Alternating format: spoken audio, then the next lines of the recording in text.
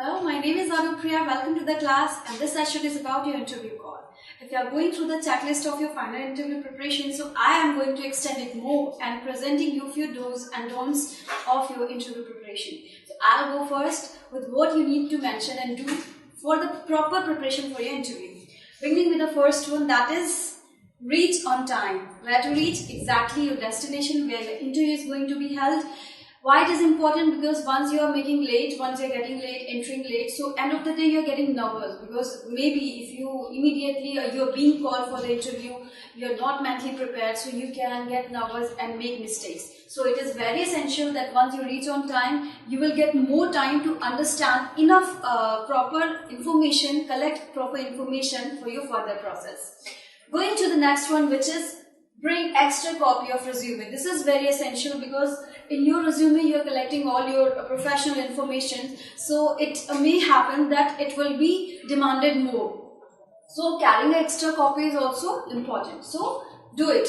Alright, coming to the next one, that is greet interviewer first. Why it is very important? When you are entering in the interview hall and interview sitting just before you, maybe he or she will be one or more than one. So once you are greeting first, it means that you are breaking the ice, and somewhere you have got a self-enthusiasm and self-confidence that yes, I am going to initiate, yes, I am going to begin, and rest of the thing is going to happen well. So you break the ice, you do it first, and you are going to score the much marks.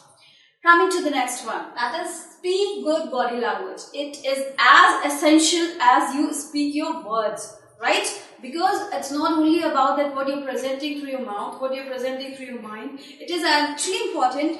It is actually very essential that how do you show your exact body language before the interviewer, because he is going to read you to that also. If you are nervous, you are going to get down, you are not making the proper eye contact, you are quite slouched, you are sitting in not a proper manner, cross-legged. So all these get together showing that your rate of getting nervous is very much higher and you are doing bad. So this one is also very much essential. Alright, and taking the next one, that is avoid using slang and pauses. Remember, you have come here to get a job. That is very important from your professional aspect. So once you're using a slangs like, oh yeah, come on, see ya, that kind of short words that we use in terms of usually conversation with our friends or family is not acceptable here. So you will not be excused on this point, whatever you're presenting your thoughts. Don't get over smart by using this, and don't make the pauses also in between of your interview. Like suppose you have been asked a question, you are not knowing the answer, so just ask for excuse and go ahead. Nobody is going to hit you. Because if you make a pause, if you get a stop at one place, so you show that, oh my god, you're mentally completely done. You have no courage to take yourself on the extent, because in your professional career also somewhere you'll get a stoppage. Somewhere you must not be knowing the solutions of your problems. So what you'll do, you'll get stopped, you will go ahead. So here you need to go ahead asking for excuse, don't take a pause. Alright, what is the next one? That is close at a pleasant note. That is also very important. Close at a pleasant note doesn't mean that you just give him a lot of jokes or something like that. No, it means that please close on a very good enthusiasm with a smiling face. Greet the interviewer again. Just show that you have been very happy to give the interview, to attend this interview. It has been a great opportunity. You have learnt a lot through this interview, or praise the interviewer or talk something good about the company. When you're closing on a pleasant note, probably in the whole interview you must have not done a lot of things right. But once you're closing it on a good note, the interviewer may get a good impression that this candidate has a high spirits if he does right or wrong. So it is very essential for your personal enthusiasm, for your personal convenience also. Now, what I have written the last, write thank you letter. This point is very important, and it has been introduced in terms of this giving interview recently, or you can say it is very popular now, that once you are done with the interview, just collect the visiting card of the company or the interviewers and do write a formal mail to the interviewers or the company or the HR department that how happy you have been by giving this interview, by attending this interview, and it has been a good opportunity for you. If you are being selected or not, that is a different issue. But you are just completing this tradition that, okay, I have received this call from your company, it has been good for me, it will help me in my career.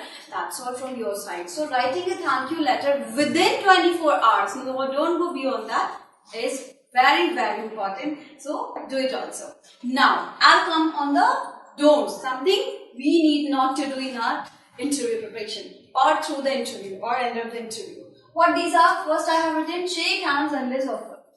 It means don't shake hand until you are not offered. Yes, entering in the interview hall, and don't sit also until you are not offered a chair to sit. Alright. So once you have entered, you just extend your hand, you just offer your hand to shake in. What is that? No, it's not acceptable. Don't do that until you are not being offered from the other side. It is the proper manner. Alright, coming to the next one, get overjoyed or funny. During the whole interview, what do? We just to show the interviewer that yes, I'm not nervous, I'm quite at my ease, that I'm doing very well. What do? We just start cracking jokes related to any situation if we have been asked. So getting overjoyed or cracking jokes is something very, very not acceptable, because it is showing that you're not taking your profession seriously. So avoid doing that. Much soft spoken and humble.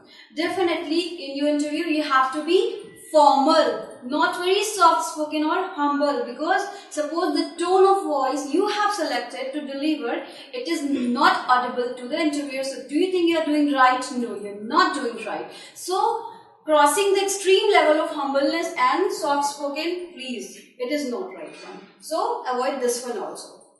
I'll take the next one, show desperation. This is what we mostly do, we mostly commit it as a mistake.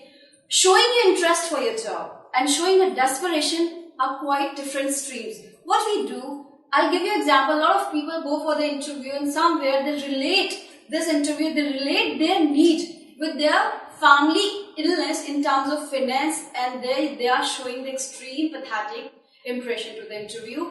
Remember, everyone who is coming is in the need of a job. Whether it is for the money, whether it is for their personal growth, professional growth, whatever it can be. But once you show your desperation, so you just get distracted from the right content you have to deliver in terms of the reply. You're just showing, oh my god, I need this job, give me. Oh my god, I need this job, give me. So you just avoid it, you just disconnect it from your practice. Show your interest, not desperation.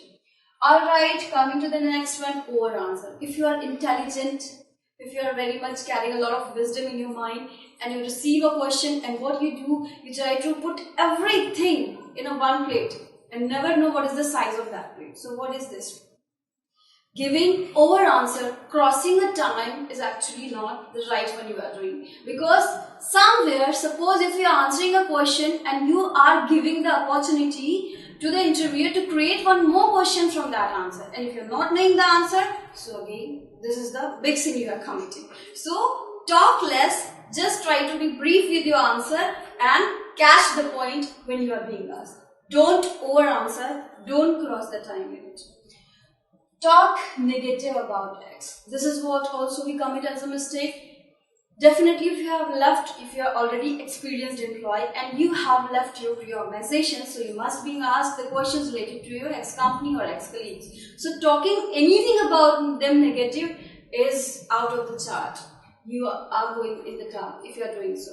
So this one is also not acceptable, because somewhere if you are doing for your ex-company, so this company will also become sometime after your ex-company. So the impression will go, if you talk something negative about X1, so you can talk the same thing about the present one also, and you are not being selected. So this is what also you need to keep in mind. Alright, last one and the most important one, don't inquire about the salary immediately. If you are being forced, if you are being asked formally, if the HR negotiation is going on, so that is okay, that's the fine. But you are speaking about your salary, you are inquiring about your salary without any kind of proper inquiry from the interviewer side, so this is also something very bad. So talking directly about your personal benefits and asking about your salary, sorry. don't do it. So these were all the do's and don'ts that you have to keep in your mind while you're practicing for your interview or going through your interview. If you are following it, I guess that's going to help you for your better preparation. That's all from my side. Do subscribe us. Bye.